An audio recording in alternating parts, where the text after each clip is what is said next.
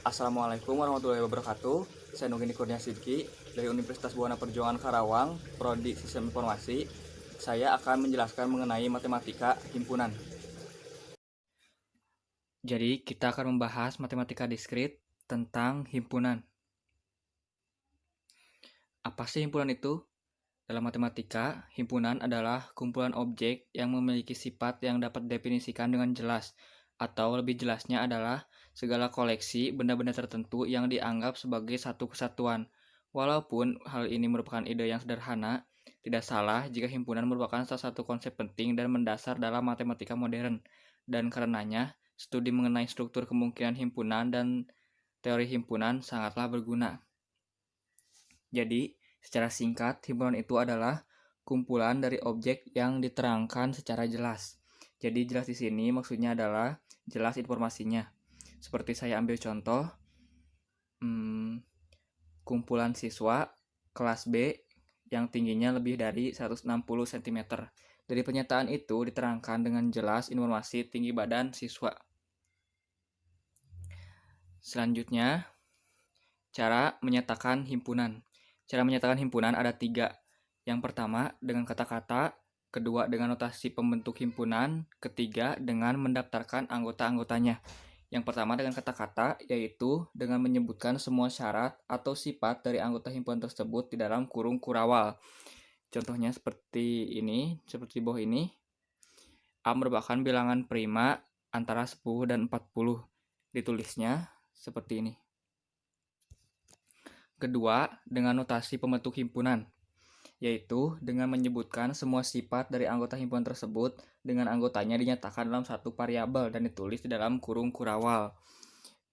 Jadi contohnya seperti ini. Yang ketiga, dengan mendaftarkan anggota-anggotanya, yaitu dengan menulis semua anggotanya dari himpunan tersebut di dalam kurung kurawal dan tiap anggota dibatasi dengan koma. Contohnya, A merupakan bilangan prima antara 10 dan 40. Jadi, bilangan prima antara 10 dan 40, 11, 13, 17, 19, 23, 29, 31, 33, dan 37 ditulis seperti ini. Lalu, ada himpunan semesta. Himpunan semesta didefinisikan sebagai himpunan yang memuat semua anggota ataupun objek himpunan yang dibicarakan. Himpunan semesta disimbolkan dengan S. Sebagai contoh, misalkan A 3, 5, 7, 9. Maka kita bisa menuliskan himpunan semesta yang mungkin adalah, jadi kita bisa menyebutkan A ini atau S ini adalah bilangan ganjil atau bisa disebut bilangan asli, bilangan cacah, ataupun bilangan real. Tetapi tidak bisa disebut sebagai bilangan prima atau tidak bisa ditulis sebagai bilangan prima karena di sini ada 9. 9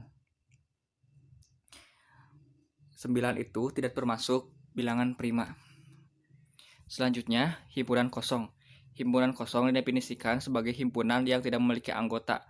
Himpunan kosong disimbolkan dengan seperti O dicoret atau dengan kurung kurawal. Sebagai contoh, misalkan B adalah himpunan bilangan ganjil yang habis dibagi 2. Karena tidak ada bilangan ganjil yang habis dibagi 2, maka A tidak memiliki anggota sehingga merupakan himpunan kosong. Jadi ditulis seperti ini. B sama dengan kurung kurawal atau B seperti sama dengan O dicoret. Selanjutnya, himpunan bagian.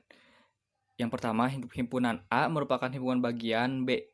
Jika setiap anggota A juga anggota B, dinotasikan dan dinotasikan seperti A dibatasi oleh C panjang, lalu ada B. Dinotasikan seperti ini contohnya.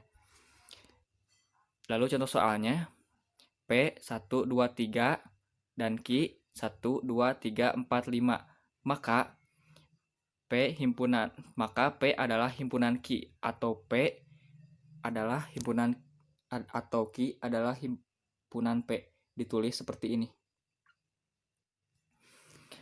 Lalu, jika ada anggota A yang bukan anggota B, maka A bukan himpunan bagian dari B dan dinotasikan seperti ini. Contoh soal, Q Q 1, 2, 3, 4, 5 dan R 4, 5, 6. Maka R bukan merupakan himpunan bagian dari Q. Dinotasikan seperti ini. R, C seperti dicoret, lalu Q. Selanjutnya operasi himpunan. Yang pertama irisan. Irisan dari dua buah himpunan A dan B adalah himpunan yang anggota-anggotanya ada di himpunan A dan ada di himpunan B. Irisan antara dua buah himpunan dinotasikan seperti ini, tanda seperti N, melengkung. Contoh soalnya A 1, 2, 3, 4, 5 dan B 2, 3, 6, 7, 8. Maka A irisan B adalah 2 dan 3. Jadi 2 dan 3 ada di sini atau ada di bagian yang bersinggungan antara A dan B.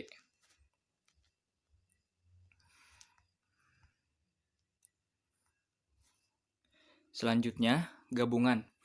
Gabungan dari dua buah himpunan A dan B adalah himpunan yang anggota-anggotanya merupakan gabungan dari himpunan A dan himpunan B. Gabungan antara dua buah himpunan dinotasikan oleh tanda seperti ini, seperti tanda U.